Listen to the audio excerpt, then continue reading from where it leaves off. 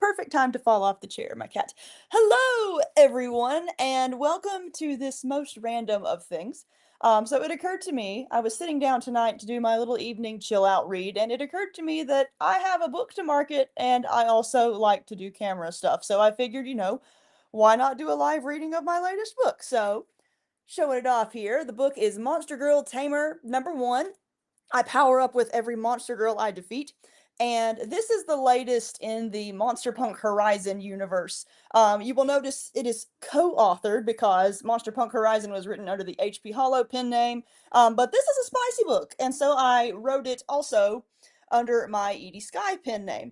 So basic premise is main character gets isekai'd to another world, woo, and he's a chosen one, and he basically has to collect a harem of monster girls to seal his fate or to achieve his destiny, whatever. Anyway, it's a really goofy, fun story. If you enjoyed Titan Mage, I'm pretty sure you'll enjoy it too, especially if you enjoyed it for the humor. So I am going to begin reading chapter 1.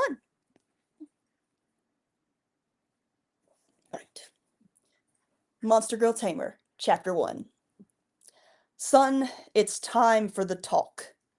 Axel had known those words were coming since last night. The talk meant something different in his family. Oh, he'd gotten the "we've noticed how you look at girls, here's a condom, don't get anyone pregnant" talk when he was 13, but that was small potatoes compared to the talk every man in his family got at 20. That talk was a very big potato, which was why his dad's nonchalance surprised him. When Axel came through the front door, his dad simply waved the same distant hello as usual, then went back to the kitchen sink, cleaning the last dishes from the birthday party Axel had been called away from. Not that anyone blamed him. When you made a hobby of running toward fires, you had to go when the fire summoned you. "Can I clean up a bit first?" Axel said. He still smelled like smoke from the night's job. His dad waved again, and Axel went downstairs. He'd left his gear in his locker at the firehouse, but despite the hours spent cleaning the gear and tools, the scent and soot of his work still lingered. He was always vigilant about maintaining his gear, as much to preserve its reliability as to fend off the inevitable carcinogens he'd encounter. He was just as vigilant about his own body, and so he took a long shower to fend off the rest. It was an irony, he reflected, that so many firefighters spent their lives saving others only to be killed by their own work, either in a fire or the slow cancer resulting from the things that burned around them. Then he chuckled darkly. Given what his father was about to say, he was not likely to die of cancer. Few of the Radcliffes ever died in such mundane ways. When he came back upstairs, his father greeted him by cracking open a beer. He wasn't even 21 yet, but he recognized the beer, one that only emerged on serious occasions. The brew was based on one his grandfather had brought back from overseas. Well, overseas was only loosely correct. The bottle was a recycled original, and its label was in a language he'd never seen on this earth. "Damn, that's good beer," Axel exclaimed after his first swig. "There's a reason your grandfather founded his microbrewery once he came back," his father said, taking his own as they flopped onto the living room couch. "Glad one of your grandmothers knew how to make this stuff. Grandpa had a lot of adventures. If you're lucky enough to survive whatever's coming, you'll inherit the recipe too. For now, though, you get this." On the coffee table before them was positioned a thin, hard-shelled carrying case that resembled the ones Axel used to transport his wargaming miniatures. His father clicked it open with all the slow pride of an uber nerd about to show off an unholy amount spent on plastic, or excuse me, about to show off an unholy amount of money spent on plastic and paint. Axel, meet Mel. The case did not contain painted miniatures. It contained a whole-ass M4 carbine, fully assembled and maintained to such perfection that it looked fresh off the production line, but Axel knew that wasn't true. First off, because there was a sparkling pink cat head on its grip that had likely been slapped on as a joke. Second, because if the family stories were true, and all the family stories were true, that thing had already delivered some top-quality dakas. World War III had been in progress before Mel and his father had gone to fight. World War III was no longer in progress. "I'd hoped to present her to you at the party last night, but well, duty called, as it does. And given how often duty called you even before your birthday, I thought I should equip you sooner rather than later. He lifted the carbine from the case and extended it toward his son like a blessing. Oop, I forgot to open the chat. We're going to do that real quick. All right. Hello, everyone who is watching. Say hey. All right. Axel Hunter Radcliffe, if she'll have you, she's yours. Take her. If she'll have you. That was the key and why every man in the family trained. Because there was no way of knowing who Mel would choose until Axel braced his muscles to accept the heirloom. He hadn't even fully gripped it when the weapon began to glow.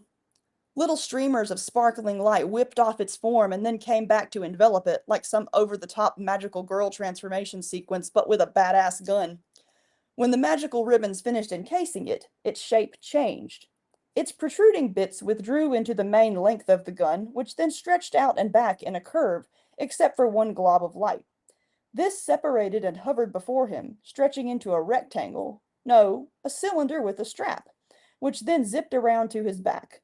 In front, hello, Dazzle. Oh, we have a visitor. 1 second. Important interruption. You're not supposed to be climbing, sir. Whoa. Okay. Hello, everyone. Dazzle has the cone of shame on. He is not ashamed at all. All right. Now are you finished, sir? You getting cozy? Okay. Dazzle's going to be cozy ahead of us. All right. Now I must find my place again. Okay, we're going to restart that paragraph. Its protruding bits withdrew into the main length of the gun, which then stretched out and back in a curve, except for one glob of light. This separated and hovered before him, stretching into a rectangle, no, a cylinder with a strap, which then zipped around to his back. In front, he could see additional details working into the piece still in his hands. Multiple layers of cables slipped around what looked like pulley wheels on each end of the elaborate curve. A final whip of luminescence encased his forearm and hand in the shape of an archery gauntlet, and when the light flashed away into a rain of sparkles, Axel's suspicion was confirmed. Resting in his hands was a shining silver compound bow, complete with that weird little cat head on the grip. Huh, Axel mused, that's not what I expected. You were expecting anything? Dad, it's hard to have a family history like ours and not expect some kind of weirdness. Granted, I didn't expect the transforming anime weapon, but once I saw what it was doing, I didn't expect a bow either. That transforming anime weapon is formally called the Arsenal, and it adapts to the user. It's been passed down through our family for generations. Oh, so the Mel grandfather used was the same as your carbine and the same as my bow. I thought it was just the name that got passed down. His father shook his head. Nope, it's both. Why'd Grandpa get a whole tank? Different time, different place, very different threat. Where's the name Mel come from anyway? Actually, I don't think even your grandpa remembers. We've always called her Mel, as far as I know. Axel positioned Mel in his hands and tested its stability and tension, then drew an arrow from the quiver that had materialized on his back. Not in the house, his father said. We'll never hear the end of it if you blow up your mom's new couch. Let's take it outside to the range. Scene break. Oh, and hello, Damaka. Damaka says cat interruptions are always acceptable. I agree. And he's actually behaving right now.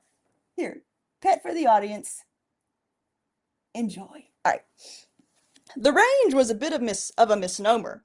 Oh, there was definitely a shooting range in their backyard, both for firearms and bows, but there was also a variety of obstacle courses, such that anyone flying over might mistake it for a little boot camp, were it not for the children's playground positioned on the other side of the house.